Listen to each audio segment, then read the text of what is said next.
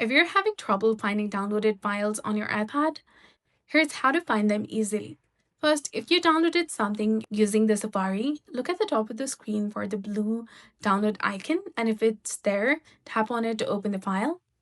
But if you've closed the Safari or the icon is gone, open the Files app on your iPad and then tap the Browse tab to the bottom.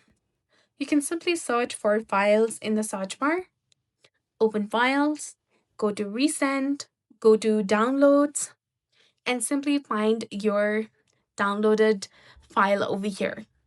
If you're looking for a specific file, use the search bar at the top of the Files app, type the file name to find it quickly. Also check other folders in the Files app as well. PDFs might also be in the Books app, and the other files could be in the Dropbox or Google Drive if you use those services. And if you downloaded the file through a different app, check that app's downloads folder. And finally, make sure that the iCloud, Drive, or any external devices are connected and synced.